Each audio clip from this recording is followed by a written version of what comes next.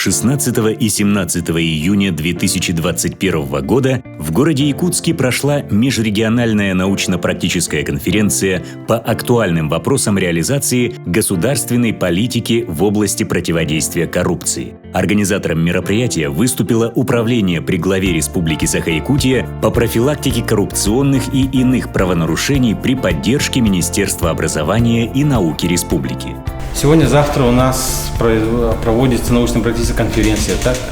К нам приехали с администрации президента Российской Федерации, управления по противодействию коррупции. Они проводят тут занятия, семинары, доводят до нас необходимые, требования, необходимые, механизмы, которые мы будем проводить в жизни. С приветственными словами выступили заместитель руководителя Управления президента Российской Федерации по вопросам противодействия коррупции Александр Аникин, заместитель полномочного представителя президента Российской Федерации в Дальневосточном федеральном округе Роман Алисенов. С докладом по вопросам организации работы антикоррупционных органов субъектов России выступил Евгений Кузьмин, начальник департамента организационно-аналитического обеспечения Управления президента России по вопросам противодействия коррупции. Он отметил, что ряд субъектов Дальневосточного федерального округа сделали существенные шаги по укреплению организационной и функциональной независимости своих антикоррупционных органов.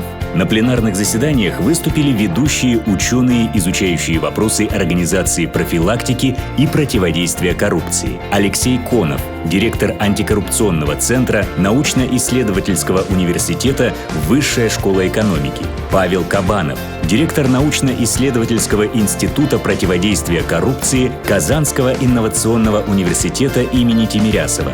Участники конференции делились региональными практиками по вопросам полномочий органов по профилактике коррупции, организации деятельности по противодействию коррупции в органах власти и организациях, особенностями проведения проверок соблюдения антикоррупционного законодательства, выявления фактов конфликта интересов, проверок сведений о доходах. Вы знаете, прежде всего, это первая научно-практическая конференция, которая проводится в нашей республике. И проводится она не только для жителей нашей республики, она проводится прежде всего для всего Дальневосточного федерального округа. Мне кажется, тот опыт, который сегодня мы приобретем, наверняка он будет подхвачен другими регионами, которые сейчас уже в настоящий момент находятся на связи.